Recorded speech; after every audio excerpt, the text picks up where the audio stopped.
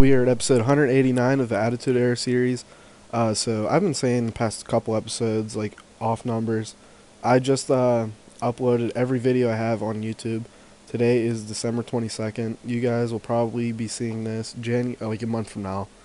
Yeah, definitely a month from now. So that lets you know.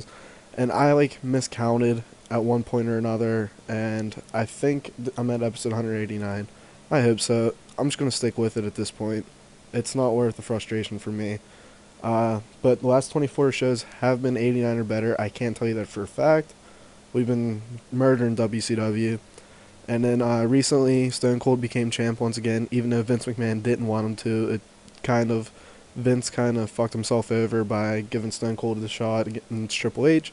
And now Vince is like, you know what, I had enough. Six-pack challenge to determine, or just to end this thing with Stone Cold once and for all. We're going to delete these, and you'll see that. Alright, so we're going to continue streak again tonight. I'm giving another pay-per-view main event quality thing on TV for free, but really that's what WWE's MO was at that point in time. And I'll tell you all the other small stories coming along as we go through. So here we start the show with Stone Cold and Chris Jericho going back and forth on the mic. Chris Jericho is in the six-pack challenge, as announced earlier. And this is his first like in-ring confrontation with Stone Cold. And this is like Chris Jericho testing the waters with the main event. Pretty fast in his debut with the company. Here's the second of the best of 7 series with the Hardy Boys versus Edge and Christian. Here, Edge and Christian get the win over the Hardy Boys. This is just to prove over who's the better young tag team in the WWF. Here we see the Hollies backstage fight over them losing a match last night in Raw. And, you know, it's just continuing their little story together.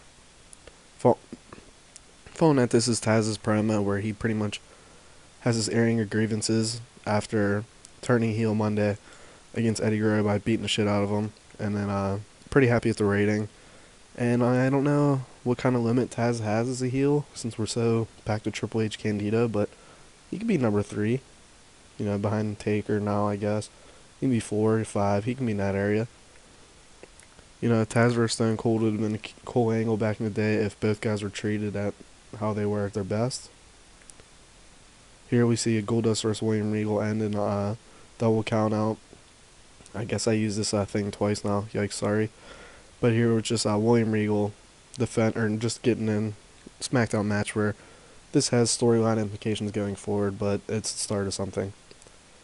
Here we have Triple H and Chris Candido announced that they will be working together in the forthcoming weeks till the pay-per-view or the six-pack challenges, and they have each other's back. This is them going back and forth. Like maybe Triple H will instigate it with Candido in the ring, and eventually they'll just be like, you know what, they shake hands. So yeah, you know, with like 6-man matches like this, they can have a thing where like the 6-man Hell in a Cell in WWE, you had Rikishi, Triple H work together. Like they use that in storyline wise. And I think this is an interesting part of the having 6 guys going after one title. I gotta change Triple H's picture actually. Here we see the Dudley Boys go after Godfather's hose. This is just them trying to get hose and a way to continue the storyline between. Following that, we see Lance Storm defeat Road Dogg by pinfall in singles contest, where it's basically, you know, just a SmackDown match, but it has implications going forward. Here we see X-Pac and Kane come out and say they want a title shot against the Marvelous Ones, who come out and accept their challenge and saying they will face them in a match, and the Marvelous Ones will prove that they're the most dominant tag team in the WWF. And what has to be an upset, D'Lo Brown defeats Val Venis with the lowdown to put himself in Intercontinental contention. This is just a way to get, you know, another take up time on SmackDown. Quality match if I say so myself. Here we see Al Snow. He calls out Mankind, and he wants to apologize to Mankind's face for just being a dick, and just he's trying to get back on Mankind's good side after the past couple months of Al Snow just being a douche. Following that, we go Kurt Hennig up to Chris Candido and says, I don't know about Triple H, man. You know, I don't know if we can trust him. Candido says, it's fine. I have my eyes on him. You know, it's just a way to tease something not being right there. Following that, we get The Rock versus Undertaker. And Undertaker picking up a win against The Rock. Clean. think the Undertaker needs to win more here because he's been the ominous presence of the show, but we gotta cement to the fans that he's still the fucking Undertaker. He's still the man. He's still the biggest badass in the company. Following that, that's the show. We continue the rating or streak once again, and probably a quick episode here. But I really enjoyed it, top to bottom. Only one segment that was pretty subpar, but that was only a couple minutes long. But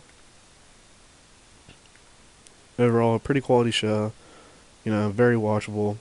It's pretty easy to book SmackDown compared to like Raw. Actually, it's not, because like Raw, I know what I want done, and SmackDown, I have to throw like matches here and give matches more time, which is how it was in real life. So that's it for this episode. Tell me, you guys, like booking philosophy wise, SmackDown versus Raw. Nowadays, SmackDown's easier because it's 2 hours and Raw's 3 hours, but you know what I mean. All right, everyone, have a good day.